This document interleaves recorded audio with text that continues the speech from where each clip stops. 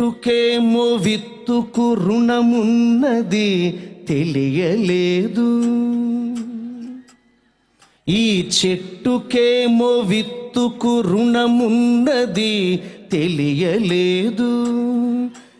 నాకేమో నాన్న విలువ ఎంతన్నది తెలియలేదు. ఇప్పటికీ తెలియలేదు నాకు. నాన్న నాకు చొక్కా తొడగడమే తెలిసింది గాని, నాన్న చొక్కా తొడుగుతున్నాళ్లే అనుకున్నాను చిన్నప్పుడు నేను. కానీ నాన్న మనసులో ఏముందో తెలుసా? నాన్న నాకు చొక్కా తొడగడమే తెలిసింది గాని, కనిపించని కవచం ఒకటి కడుతున్నది తెలియలేదు. చెట్టుకేమో విత్తుకు రుణమున్నది తెలియలేదు. ఈ చరణాన్ని వినండి.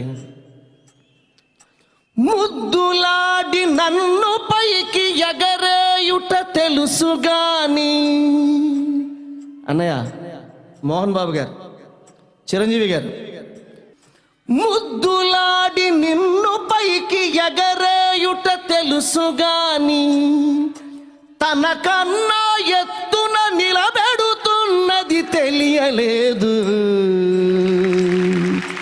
చెట్టుకేమో విత్తుకు రుణమున్నది తెలియలేదు. చేయి పట్టి నాన్న నన్ను నడిపించుట తెలుసుగాని, నాన్న చిన్నప్పుడు నడక నేర్పిస్తున్నాడేమో అనుకున్నాను నేను. కానీ నాన్న మనసులో ఏముందో తెలుసా? చేయి పట్టి నాన్న నన్ను నడిపించుట తెలుసుగాని, నా యాత్రకు శ్రీకారం చుడుతున్నది తెలియలేదు.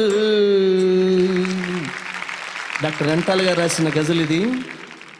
ఏమి తండ్రి రెంటాలా కన్నీళ్లను కూడా దాచి, నాన్న కూడా ఏడుస్తాడు, అమ్మ ఎప్పుడు ఏడుస్తూనే ఉంటుంది. నాన్న ఏడవడం మనం చూడం, నాన్న పక్కకి వెళ్ళి ఏడుస్తాడు. ఏడుస్తున్నప్పుడు కన్నీళ్లు కిందకి రాల్చడట, కన్నీళ్లని కళ్ళల్లో దాచుకుంటాడట. దాచుకుని మరలా వాటిని ఎలా ఖర్చు పెడతాడో తెలుసా నాన్న? ఏమి తండ్రి రెంటాల కన్నీళ్లను కూడా దాచి, నాకై చెమటగా ఖర్చు పెడుతున్నది తెలియలేదు. చెట్టుకేమో విత్తుకు రుణమున్నది తెలియలేదు.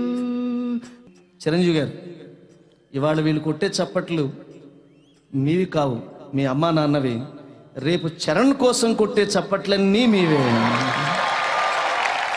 ఏమి తండ్రి రెంటాల కన్నీళ్లను కూడా దాచి, అలా కన్నీళ్లను దాచుకున్న ఆ నాన్న జీవితంలో ఎలా ఉంటాడు అంటే, నా జీవం నా సారం, నా జీవం నా సారం చీల్చి చూసుకుంటే గాని,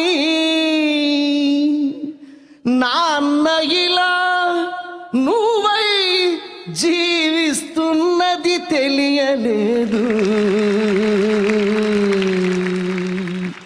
చెట్టుకేమో విత్తుకు రుణమున్నది తెలియలేదు. నాకేమో నాన్న విలువ